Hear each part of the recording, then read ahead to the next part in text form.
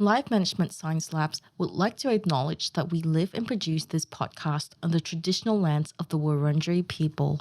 We'd also like to acknowledge the traditional owners of the lands of our listeners and our international colleagues. We'd like to pay our respects to their elders past, present, and emerging.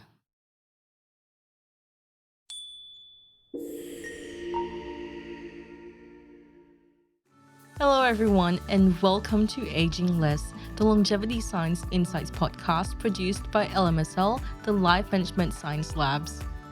We are champions of life management science, providing structured insights informed by science and inspired by practice on key aspects of conscious living.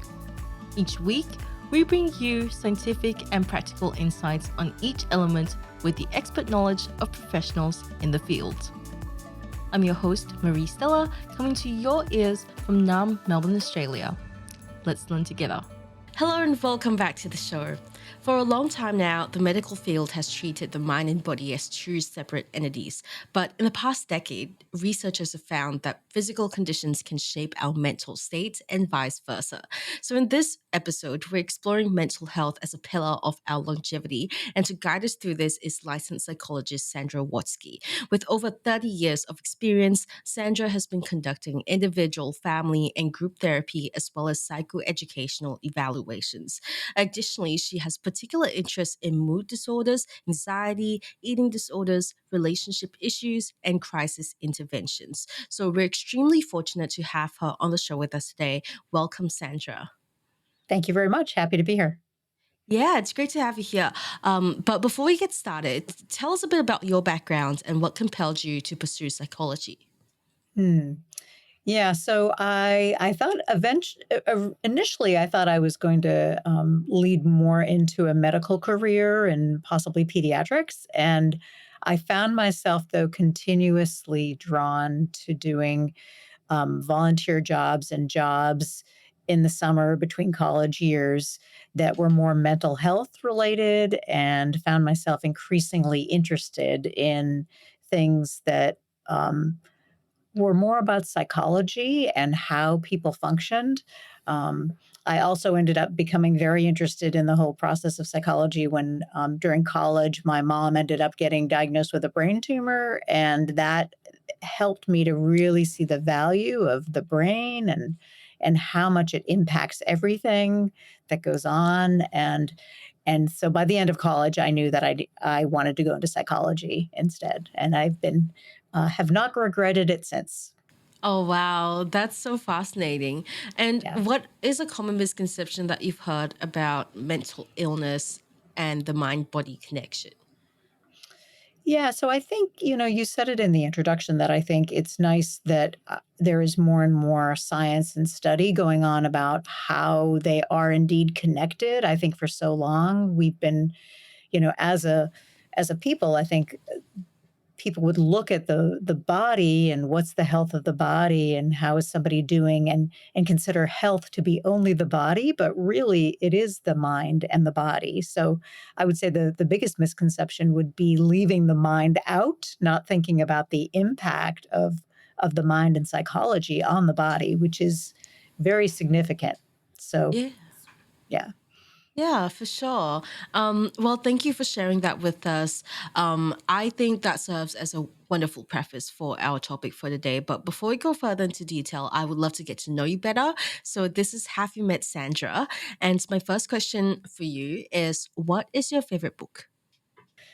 So I don't know that I would say I have a favorite book, but I do say that I have a favorite genre of books, which would be historical fiction. I'm a little bit of a learning nerd, and so I love to learn about something, but in the process be really hooked into the story. So the most recent book that I've read that was in that genre was called The Women by Kristen Hanna, and it was about all the female nurses in the Vietnam War, and it was really fascinating. I learned a lot about the war and about nurses in wartime, and just really loved being able to learn more about it. I'm involved in several book clubs, so I find myself reading a lot of different things besides professional reading, and I really appreciate being able to do that. So, Wow. yeah. Yeah, I love that so much. And I do find that, learning about the history of something can be particularly fulfilling as well. I don't do it with books per se, but I do it with, like, let's say eating. If I'm eating something new and I don't know where Yeah. that came from, I go like, oh, what was this in the past? How did this come about? Which a surprising amount of food that we eat now was once a poor man's food. Just FYI, for your Hmm. information to anyone listening. But as for movies, what have you Hmm. enjoyed recently? So I don't seem to watch as many movies, but the last movie that I have watched was an old one that we rewatched recently called Erin Brockovich. And it was about a woman who was really fighting for justice because of a company that was letting a leak get into I think it was the water. And a fun fact about that is that one of the things that my partner and I did during COVID is we put up a big screen on our garage, and that was a way during COVID to get a lot of our friends and family together. And so that was actually the last movie we showed on the big screen outside. And it was well attended. And I think even though it's an older movie, but I think people enjoyed seeing it again and being inspired again by somebody who's really a true life person who just fought for some rights and some justice. So, Yeah. And the big screen idea in the garage is such a cool way to have your family and friends over. When's the last time you did mhm. that? So I think we did it in November before it got too cold, but we've actually been thinking about trying to maybe start up the season again, maybe this upcoming weekend. So working on Oh, that. Yeah. yeah. Maybe if you do like a barbecue, or maybe I'm just too accustomed to barbecues, not to be too stereotypical, but people in Australia do enjoy the barbecues, and for good Mhm. reason. Um, Mhm. but yeah, the barbecues could serve as nice like source of warmth and heat. True. Mhm. So, Mhm. Right. but as for podcasts, are there any that you're listening to at the moment? I have several that I rotate around, but probably the one I continuously come back to is called Speaking of Psychology, and it's surprise, surprise about psychology, and it's put on by the American Psychological Association. And I love how they're often 30 minutes or so, so they're not very long, but they're about very targeted topics. And the researcher scientist just gets right to the meat of what their latest research is. And I love getting little glimpses of that. Wow, that sounds really interesting. What are some examples of topics that they've tackled so far? So one of the recent ones is why do people swear? Um, what is another one was something about the psychology of space exploration.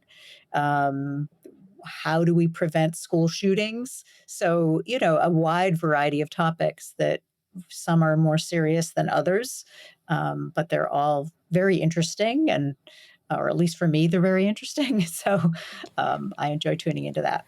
Yeah. Yeah, it sounds very much like they take a very like current events approach as well. Like what are the major concerns of today? What are the major like common behaviors that we see? And why do people do these things? And these aren't really talked about enough. So that's really interesting to hear. And as for role models, is there anyone in your life, either professionally or personally, that you've looked up to? Hmm. Well, there's definitely been people in my life and my family who I would say I look up to those family members who are uh, adventuresome and brave and in spirit. But when I think about maybe a historical figure that I never met, I think about somebody like Rosa Parks, or Abraham Lincoln, people like that in our American history that really stood up to some very difficult social issues of the time and said, we're going to be brave and say no and just put a stop to something. And I'm just really inspired when I hear about stories like that. I love that. Yeah, and what would you say are some of the, I guess, some of the traits that you've admired the most? Hmm. I would say, somebody realizing, I'm going to do something that's hard, but I'm going to do it anyway. And even though it's uncomfortable, that somebody might be putting their belief ahead of their comfort in the moment to say, this is something that really matters and is important beyond oneself. It's important for the world or for the people, the community, and that's just to me just a really I admire that trait. People who can do that. Yeah, I admire that too. My last question for you here is: has there been a course or a class that you've taken that has stuck with you to this day? Hmm. Yeah. Well, I loved my graduate school training, which was really so many different courses, and it was so long ago at this point. But as psychologists, we have to continually keep up our continuing education work, and so I love learning and love attending different conferences on a wide variety of topics. One of the most recent ones I did, though, that was a little bit different for me was I attended the Global Happiness Summit in Costa Rica just last month, and that was a wide variety of individuals, but it was all about creating a happier world. And it was it was really inspiring to be able to have people from all countries come together and presentations on all sorts of different topics, but all around the theme of happiness and contentedness and joy. Yeah, It was that great. sounds really interesting and fun. Was there a general consensus as to how we should be approaching this?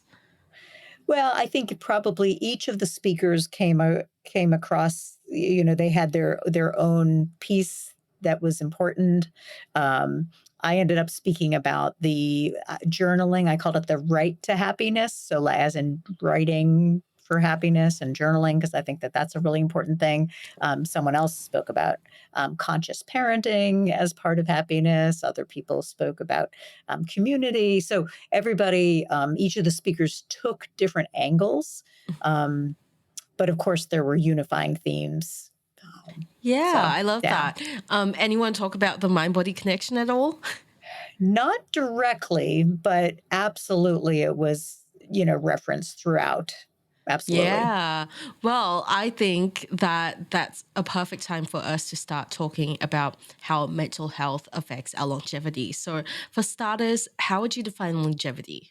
hmm Well, longevity, I'm guessing probably similar to how others would define it in terms of length of years lived. But as a psychologist, probably I would add some extra parts of that, which would be more about living with quality life, with a psychologically healthy life. I think about, I learned about recently that the World Health Organization (WHO) has put out this acronym called HALE, Health Adjusted Life Expectancy, and I love that concept. This idea that it's not just about how many years we live, but how many healthy years have we lived. So have we been, functional and able to engage in the world and with others? And again, from a psychological standpoint, I think that makes so much sense to really be striving, not just, can we get as much out of life psychologically and physically, um, and not just, ticking off the time, but actually being Yeah. engaged. Yeah, Yeah. definitely. I think there's also, there is a phenomenon of, older adults going like, up to a certain point, telling the family members or whoever they trust, up to a certain point of my vitality, once I'm no longer vital in my mental faculties and there anymore, I don't want to be living. So I want like assisted suicide, if that's the right term. I'm not sure what the right term is. There are a few terms that go around, but that's what they want to do, and I think there's a reason for that.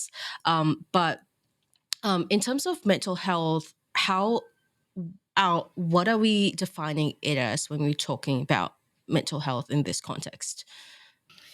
Well, and I mean, broadly, we would talk about that as being, someone's psychological and social well being. So that, each of those domains might cover different areas, but obviously, the psychological is more about one's intrapersonal internal life and how someone knows themselves and manages themselves, and interpersonal being knowing others and being able to relate and connect well with others. So those are kind of broad pillars of mental health. Yeah. And from your expertise, what is the relationship between mental health and longevity? Yeah. There's absolutely an increasing awareness of the connection. I think it's, as we said earlier, I think people have been more accustomed to thinking more about the physical health and longevity. So if somebody has a disease, or if they are smoking, and is that going to affect longevity? But there's more and more science and research showing that mental health absolutely affects longevity also, in part because the mind and body are so connected. It's it's a very busy interconnected bridge between the mind and the body that's constantly, it's almost like a cars going back and forth continuously. So it makes sense that, of course, mental health and mental well-being is going to affect longevity as well. Yeah. And what are some key factors that contribute to our mental health or the state of our mental health? What does good or bad mental health look like? hmm Yeah, I mean, it's hard to talk about, it's a broad, good or bad mental health, but um, I would think of it as being when someone is functioning well, when they have the energy to engage in life, when they are coping well, when they're able to make decisions, when they're able to connect with others, when they're able to um, engage in a way that's satisfying for themselves. So I would consider that being good use of mental health. Bad mental health, it doesn't necessarily mean that someone is free of mental health issues, but if someone is not coping with whatever it is that they might be struggling with. So there's one person may have depression and cope with it really well, and we might still say, wow, they're doing a really great job coping with their mental health. Someone else may have depression and not know how to deal with it, or not be dealing with it. And I would say that I'd be more concerned that they are struggling more with their mental health. Yeah. And what are some ways to assess where our mental health stands? Yeah, so I think it depends on how someone chooses to do it. So if someone comes to see a mental health professional, excuse me, that person is likely going to ask a series of questions that are going to be in all these domains that we're talking about: intrapersonal, interpersonal. One nice, easy way to think about mental health that mental health providers will often talk about is the ABCs of health. So, A being affect, which is just a fancy way to say feelings, B being behavior, and C being cognition, so our thoughts. And so, um, someone being able to look at, okay, how am I doing with my feelings? How am I managing my feelings? How am I doing with my behaviors or my urges? And what are my thoughts like? Am I able to encourage myself, or am I often ruminating or struggling with an inner critic continuously? So it just kind of a way that often gives us some hints where we might need to target more work. Yeah. And tell us more about the connection between the mind and the body. What are some examples of this? What has the research shown so far? So one of my favorite example that I will sometimes talk about with clients is, especially if someone's doubting that there's a mind body connection, I might say, well, so let's think of an example when you might think of something very sad, and suddenly liquid comes from your eyes.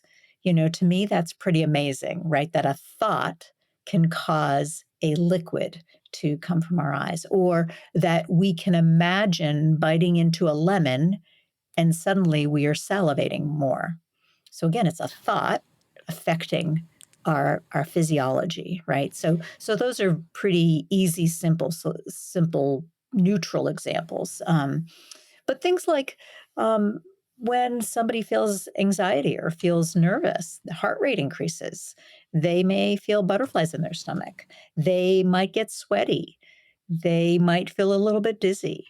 Again, those are examples of how that just comes out, and seeing the mind body connection, um, and so many different areas as well. When it's sadness or trauma or stress, also comes out in the body in all kinds of different ways. Oh, yeah, for sure. I used to get really stressed during examination periods as a teenager, and I would get tonsillitis like every few months, which is like how does that even happen, right? And then the other thing is like during adulthood, and this is something that I believe many women struggle with too, not just me. Like it's a pretty common issue where I get stressed. I don't know if I have chronic stress. I never got diagnosed, so I'm not going to say that. But I do get stressed really easily, and I can like easily go a few months to a year, and my period can just not come at all until I'm like on vacation or something like that. Um, so I think that's a.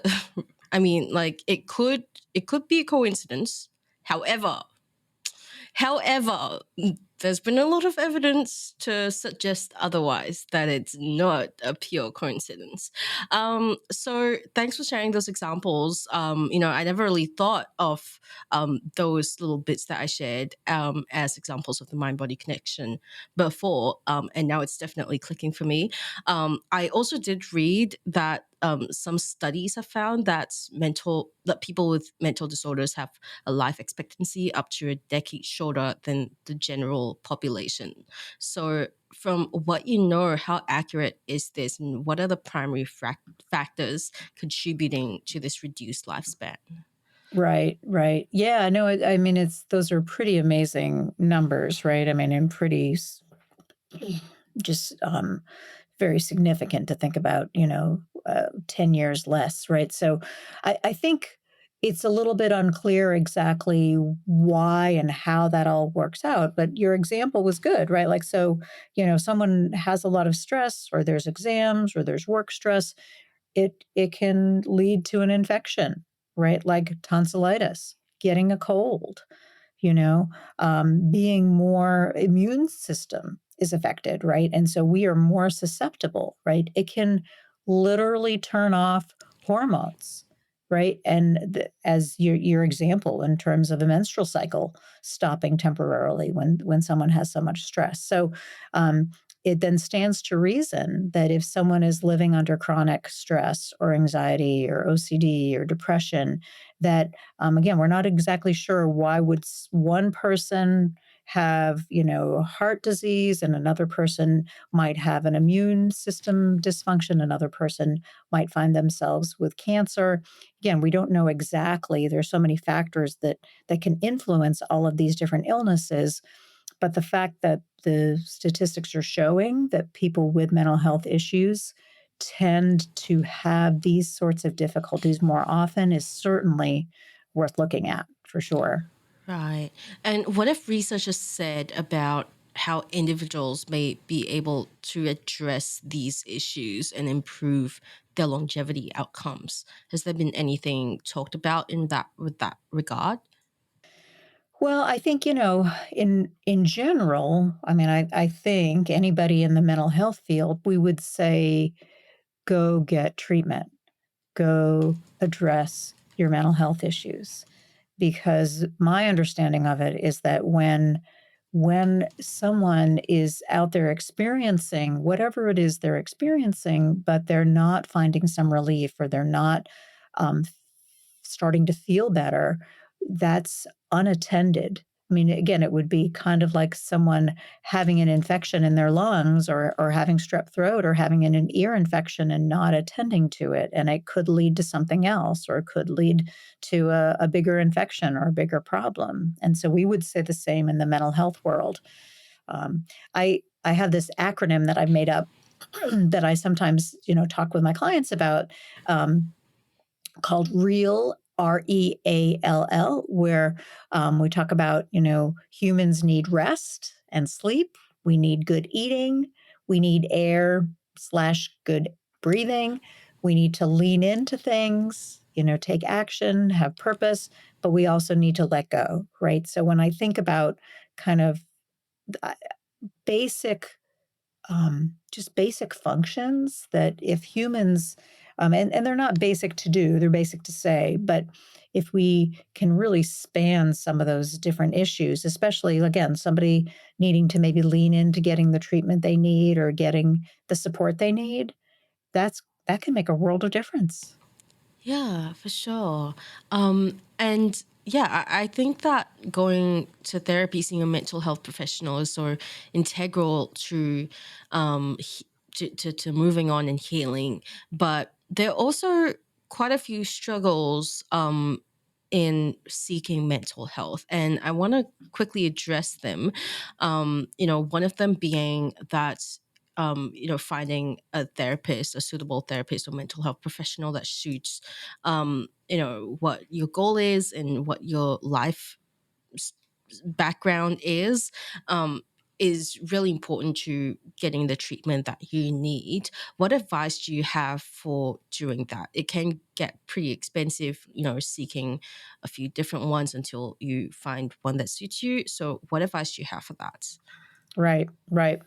Well, I mean, I think absolutely you make a good point that we want someone to feel comfortable with whoever they're choosing. So sometimes that doesn't work on the first try.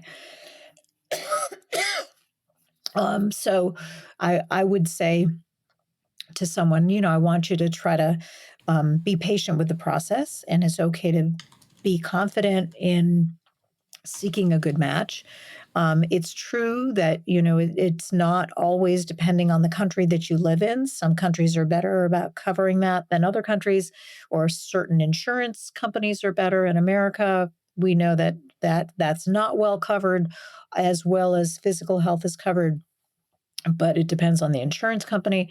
Um, there are ways, though, I think that, to be able to find, lower cost or sliding scale kind of work, to work with whatever someone's income might be or what someone's um, needs might be. There's group therapy. There are often community resources that are low cost or no cost.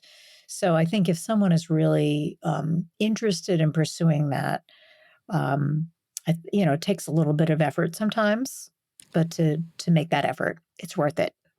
Yeah. And what are some signs that a mental health professional might be a good match for you? hmm Well, I think primarily you want to be able to know that you feel safe, that you feel that this is a person that, I mean, trust is a big word, but that you can feel that you can be open with, ideally. Now, again, that may not come with the first meeting, but often we can have a sense when we're meeting somebody, just like if we're meeting somebody at a party or at a barbecue, we probably can have a sense like, oh, I really can connect with this person. I felt comfortable telling them, my story about such and such. And somebody else, we might feel like, oh, it was a little awkward. It didn't flow. And so to trust that inner wisdom is often really important. Now, again, I usually ask people to give it a couple of, sessions, a couple of meetings, because often in the beginning, there's a lot of history to cover. There's some of that assessment to cover. And so it might be a little bit less relational in the beginning. And so I would just urge people to try to take that into account. But if someone doesn't feel comfortable, it may not be a good match. Yeah, that's really interesting. Thank you for sharing that. I think I've, from past experiences with finding a mental health professional, that's exactly like the thought process that I went through. And yeah, it definitely takes a couple of sessions if you're like an adult to cover all that background Yeah. um, for Yep. obvious reasons. Right. Yeah. Right. But I also wanted to talk a little bit about mind body exercises as opposed to going for something like talk therapy, for example. And research has shown that Tai Chi and Qigong, these examples of mind body exercises, such exercises can enhance this perceived social support and psychological resilience in older adults. I wanted to know what your take on that was. What do you think is the importance of that perceived social support? What other benefits that this can bring? Yeah.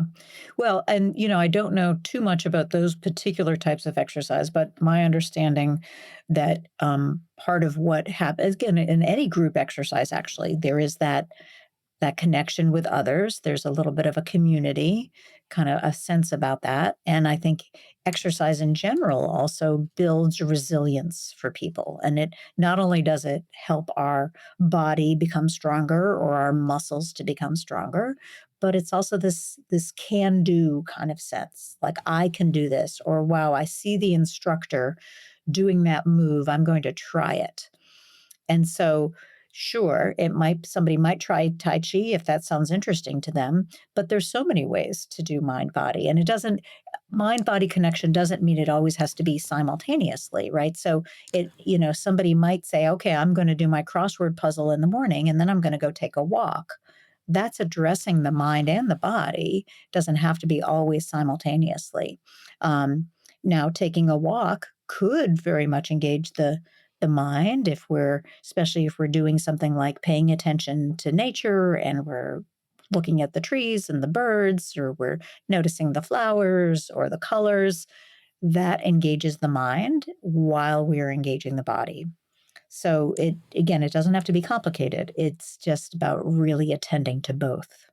Yeah, I actually don't know how people go on walks, quote unquote, mindlessly, because I need my whole brain to walk, like, and see where I'm going. I don't know how people can like do one thing and walk at the same time. I simply can't. Like, if you're going to talk to me and I'm walking, I cannot respond to you until we stop walking.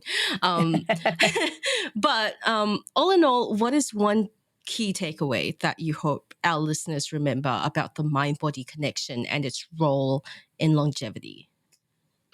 Well, I guess what I would say is I would love to use a metaphor for that. So one of the things it's our like a driver in a car. So if we think of our mind as kind of being like the driver and our body is kind of like the car, we want to take care of both.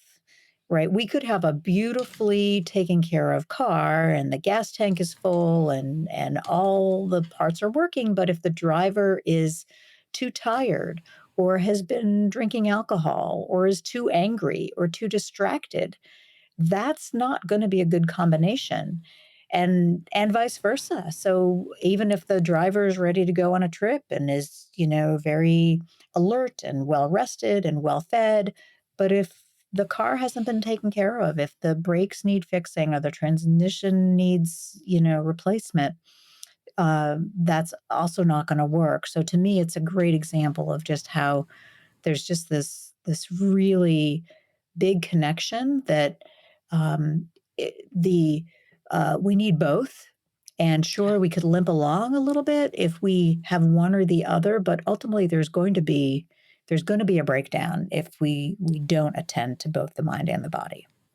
Yeah, this actually reminds me of a friend of mine who has been struggling with mental health issues for the last few years now. And she's also been struggling to keep up with physical health. So, in the past year, she's decided to very valiantly go for more gym classes, more Pilates classes. And, she's been keeping up with it so well, going very regularly, and I'm so proud of her.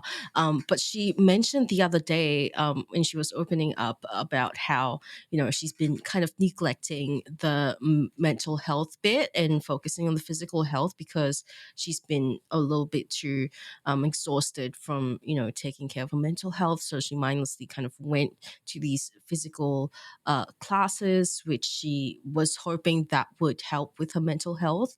But because she didn't do the work of healing her mind, and she just went mindlessly for these classes.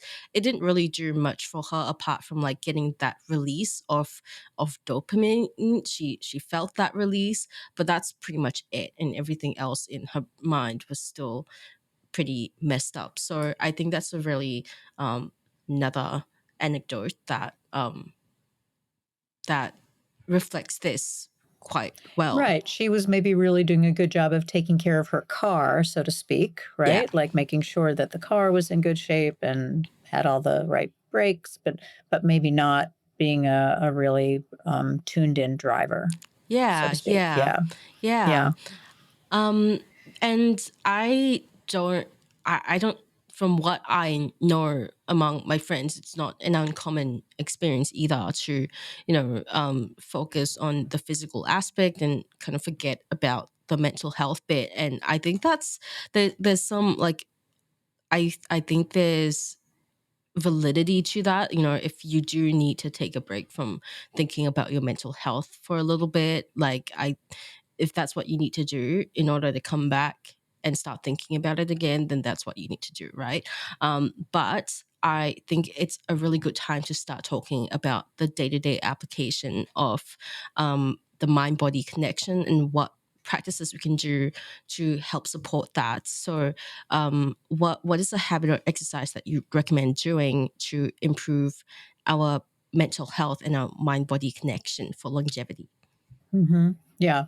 Well, so I'm going to use another acronym that I like to use, and I call it ACE Your Day. So ACE, and ACE stands for A is achievement or accomplishment, C is connection, and E is enjoyment.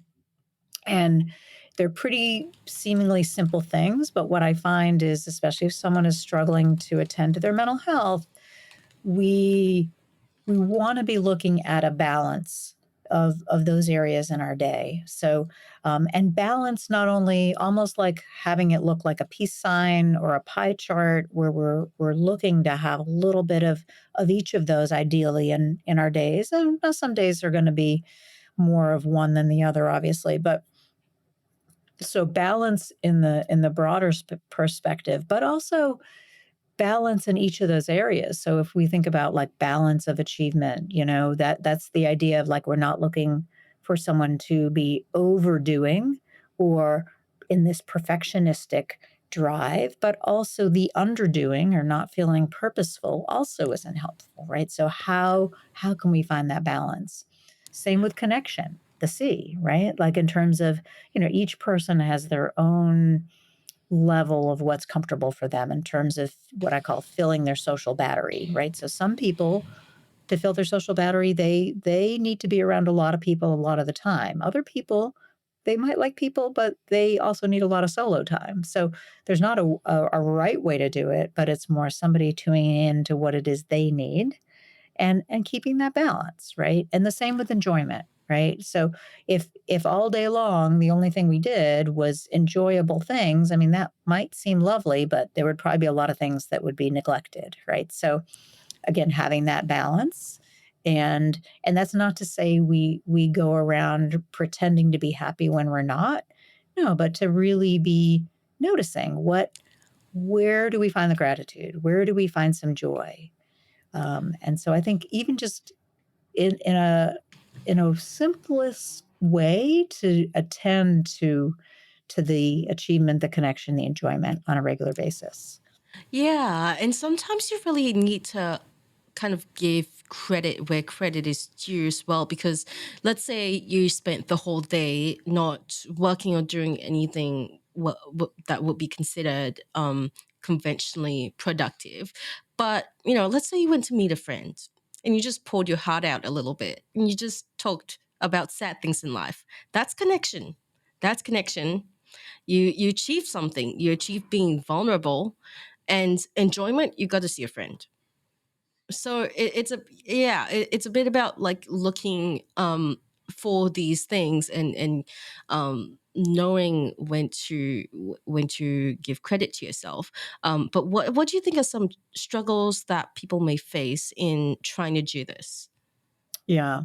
Well, I think, again, each individual might struggle with different things. So some people who are maybe workaholics, and they might have a hard time saying, "Oh, I'm going to make time to meet my friend for coffee or for a talk," right? And other people, it might be the opposite. They might want to spend all day, meeting their friend and avoid that work project that's due, or that school project or that chore that's way overdue, right? So, um, again, I urge people to figure out for them where are their strengths and where are their weaknesses, so they know more where to target, how to move forward. So it's hard to say what everyone's going to have different areas that they might struggle in. Um, but I think if we as humans can be attuned to, again, not just noticing what's wrong, but also what's strong, what are we really good at, capitalize on that, build on that, and then pull in the other, right? Yeah. Yeah, and you mentioned at the start of the episode that you spoke about journaling at the happiness. What's it called? The Global Happiness Summit. Happiness I can't. Summit, right? Yeah, the Yep. Happiness Summit. Hmm. Yep. So is journaling something like this with these with the ACE prompt? Is that something that you would recommend? Are there any Hmm. benefits to doing so? Absolutely. So, when we track things, we tend to pay attention to them more. So, if we decide, right, an ACE to be like, okay, how did, let me see if I can identify, an achievement, a connection, and enjoyment. Um, Journaling about gratitude, what are 5 things I feel grateful about? Journaling about a sadness and how I might move forward with it. Journaling about who do I miss and who do I want to be in touch with, and can I figure out a way to do that? Mhm. So yeah, there's so many different directions, Yeah. which is what part of what I love about journaling. Yeah. Yeah, I do have a confession myself about channeling, and that's I like the idea of it, but I am a pretty like I am a perfectionist, so it it deeply concerns me when I don't complete the journaling entry to the way I want it, and it's not perfect or polished, and that freaks me out a lot. So what advice do you have for that? Hmm. Yeah. So if someone is really struggling with the perfectionism, we might really aim to kind of go to the other side of that in terms of, okay, so can we experiment with not writing sentences? Can we just do bullet points? Can we just do a list? Can we write with your non-dominant hand? Can we use a crayon instead of a pen or a pencil, right? And somebody who's more perfectionistic or anxious about that would be like, "Oh my gosh, no, that would be terrible." But that's exactly the point. Like, right, when we face something and do it differently, when we do it the almost sometimes even the opposite of what our anxious, oh no, perfectionism part wants us to do, we get to sink in to something and learn something about ourselves or learn something about our fear, which then can be, opens up a whole new, area of exposure and of learning. Yeah, that does not sound pleasant to me at all, but I will have to try it. I will have to Yep. try it for sure. And how do you think this practice, reflecting on the ace of your day, how do you think that may affect our perception of life? Yeah. Well, I think when we notice something, we tend to pay attention to it more, so when where our attention goes, our energy flows and our neural networks grow, right? So when it, when we are, say, for instance, if when I do a gratitude, and I don't write in my gratitude journal all the time, but I have different journals for different things. But there are times, especially if I'm having maybe a rougher time, I might say, okay, this would be a week I need to do more gratitude practice. And the interesting piece of that is when I decide at the end of the evening to write down some things that I am grateful about. And they often, the smaller the better, actually. They don't have to be big things. They can be, I saw that cool bird. I got to, get into that line quickly or whatever it is. The next day, we then are orienting to more things that we might feel like, oh, that would be a good thing to write on my grateful list. Like, oh, I didn't usually pay attention to that really beautiful flower on the side of the building before I go into it, kind of thing. And so, again, paying attention gives us intention, and then it really allows us to savor that. It allows us to really focus and notice. Yeah. So, yeah. Yeah, I really like that. And yeah, I've tried to do gratitude practices before, and I won't say they were unsuccessful by any stretch. They definitely were. But keeping a more consistent track of it, I think sounds like a really great idea. Not just do it once, twice, and then never do it again. So that's definitely something that I took away, and I hope our listeners did as well. Now let's move on to the open mic segments, and this will be your chance to talk about anything that you're passionate about, and it doesn't have to be related to the topic. So the floor is yours. Please take it away. Okay. So aside from all the things that we've talked about, and we've referenced this, but one of the things that I've really been doing a lot of research on recently, and really feel personally connected with, is this notion of getting out in nature and just getting outside. And I find that it is actually a wonderful place to create more mind body connection. And there is so much out there, and really, even if somebody lives in a city, the sky is always available to us. So even if we don't see green, or we don't see trees, or we don't see flowers or grass, there is likely to be, an animal or a bird or the sky or something, or like evidence of the wind. And so to me, the nature is wonderful because it allows us to tap into the different senses. It allows us, we can do that with a friend, we can do that by ourselves. We can, like you said, maybe just think on our own, or, it can be physical, but it can also be sitting on a park bench. Um, to me, it's so versatile, and I just love that. And so um, it's one of those things that I think is pretty accessible to anybody. It's really, nature is free healthcare. It really, the more vitamin N, vitamin nature that people can get, the it's been shown that the happier and calmer and more relaxed people are. So Yeah. I would say get more vitamin N. That was a great use of the open mic. Thank you so much, Sandra, for joining us today. If our listeners want to find out more about you and what you do, where can they go? So I work at Silber Psychological Services, Silber B as in better. My LinkedIn profile is my name, Sandra Wartski. And I also do a lot of writing about, you might have noticed, I like talking about metaphors as a way to talk about psychological concepts. And I've been doing some blog articles for Psychology Today under my blog article column is called Mindful Metaphors. So would love Excellent. anybody to check those out. Mm-hmm. Excellent. We'll leave those in the show notes. And thank you, everyone, for tuning in. And we'll catch you in the next episode. You have been listening to Aging Less, the Longevity Science Insights podcast produced by LMSL, the Life Management Science Labs. More episodes are available from 10 life management perspectives and can be found by searching LMSL on Apple Podcasts, Google Podcasts, Spotify, YouTube, and other podcasting apps available on your devices. If you enjoyed this episode, please rate, share, and subscribe to our channel so that other people can find it and we can continue to provide quality content. More of our work can be found on our website at longevity.lifemanagementsciencelabs.com, where you can join our movement. I'm Marie Stella. Thanks for tuning in.